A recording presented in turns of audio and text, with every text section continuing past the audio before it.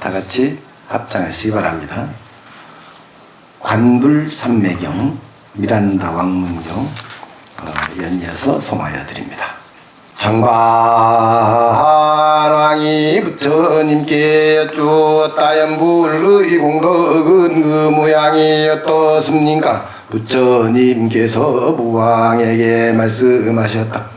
사십유수 평방이나 되는 이란 숲속에 한 그루의 우두전단이 있다 할 때 그 싹이 흙에서 아직 나오기 않았으면 이란의 숲은 낙지로 가득하여 향인기라고는 없을 것이고 그 향이나 열매를 먹는 자는 발광한 그때 죽고 말 것입니다. 그러나 후일에 전단 싹이 점점 자라나 의젓한 나무를 이루면 향기가 대단해서 마침내 이 숲을 일변시켜 온통 향기롭게 함으로써 보는 사람 누구나 놀래운 마음을 금치 못하게 될 것입니다. 온갖 중생이 윤회 속에 있으면서 연불을 하는 마음도 이와 같사오니 오로지 개념하시어 그치지 않으신다면 빌시 부처님 앞에 태어나고 한번 왕생하고 나면 모든 낙을 그쳐 대자비를 이루임이 저 향목이란 숯불 고치는 것과 같사옵니다. 미란다 왕이 아나한 낯은 미국에게 물었다. 세상에서 있으면서 100년이나 악을 행한 사람이라도 임종 때 연불하면 죽은 후 천상에 태어난다였습니다만 나는 이 말씀을 믿지 않사옵니다. 또 한 번 살생을 해도 죽어선 이리 지옥에 떨어진다 하였습니다만 나는 그것도 믿지 않습니다.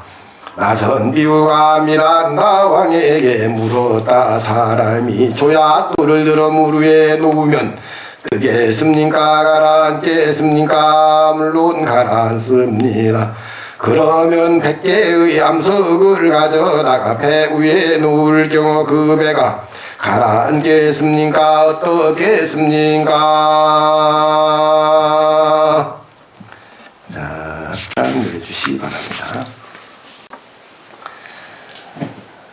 가라앉지 않습니다. 맞습니다. 배에 실린 100개의 암석이 배로 말미암아 가라앉지 않는 것 같이 사람이 악을 지었대도 잠깐 연불하면 그 공덕에 의해서 지옥에 떨어지지 않고 천상에 태어날 것이니 어찌 믿을 일이 못 되겠습니까?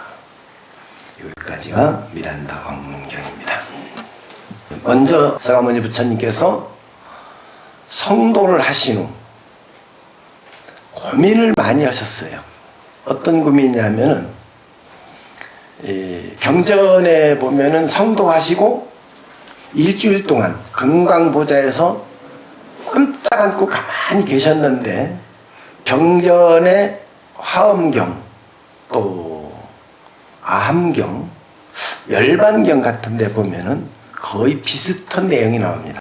부처님이 이 법을 설해야 되느냐 말해야 되느냐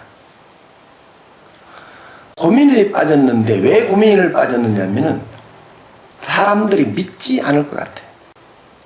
왜냐면 온통 모든 사람들이 시바신을 믿어. 온갖 잡신을 믿어요.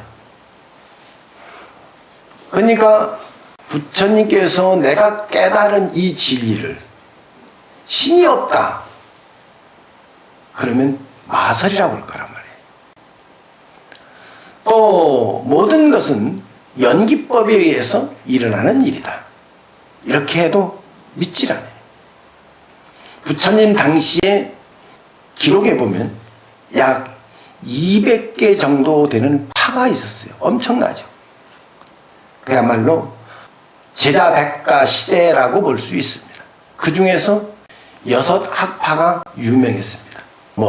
인명론파 또는 숙명론파, 수론이라고 해서 숫자를 계속 하루 종일 숫자를 세는 파, 이상 단 한 번만 와서 우리는 살다 가면 그만이다. 잘 살자. 요러는 파. 또 나영에도 인도에 가면 지금도 빨개 벗고 다니는 애도가 있는데 그 미건자라고 그래요.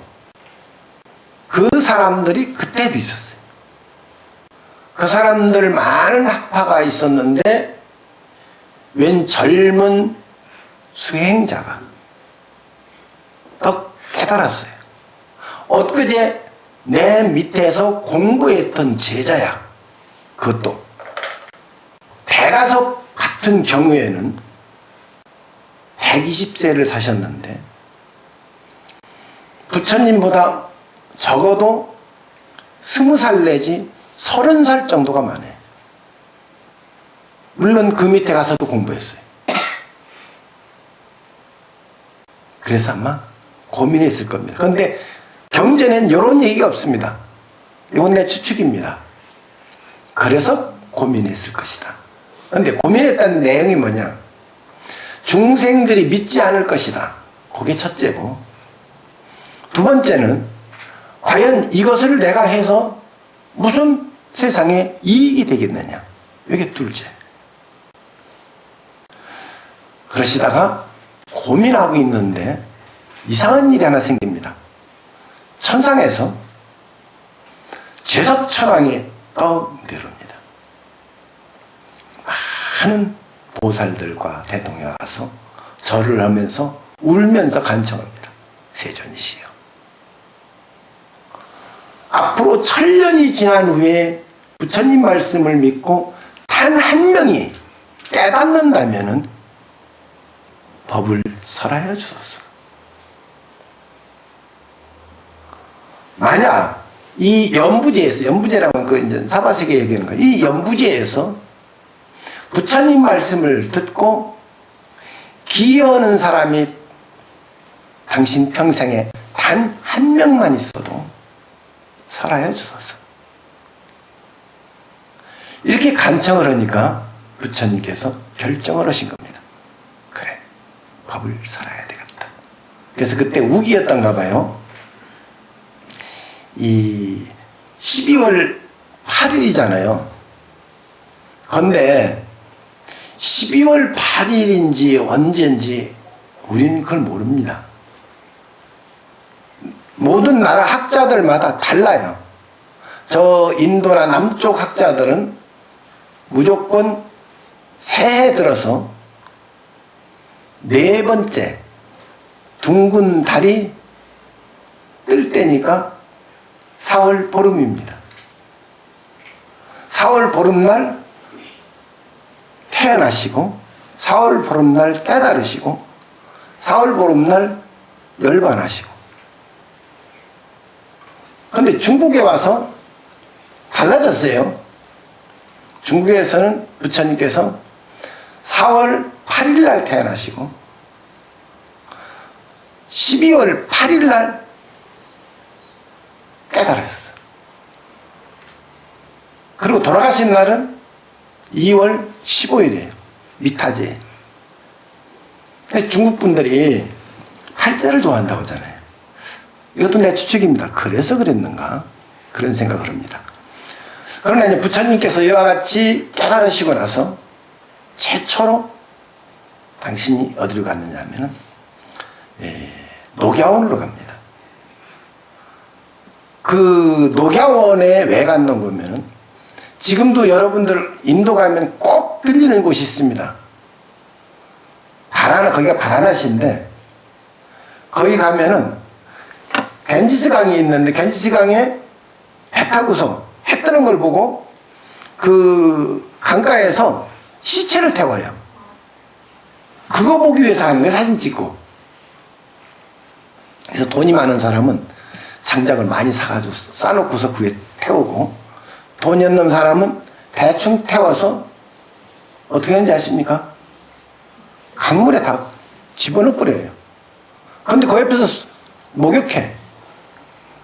목욕하는 사람한테 물어보면 평생에 한 번 여기 와서 목욕하기를 원을 세워서 온 사람들입니다. 인산인해입니다. 새벽부터. 자, 그러면 부처님 당시에도 그랬을 겁니다. 그런데 거기에 많은 수행자들이 있어요. 그래서 부처님도 처음에는 거기 가서 수행을 하고 공부를 하셨어요. 그런데 왜 거기로 갔느냐? 나를 가르쳤던 선생이라도 다른 학파 많은 그들에게 당신들이 알고 있는 그 진리라고 하는 것은 허망된 것이다. 실체가 아니다. 그걸 가르쳐주기 위해서 갔던 거죠. 적중했습니다. 그래서 거기에서 배에 가서 낮에 가서 가야 가서 사명제를 모두 얻었습니다. 그들이 1000명 제자를 한꺼번에 얻었어요. 나를 가르치고 지도했던 그들이 전부 다 수제자가 됐습니다. 얼마나 놀라웠습니까?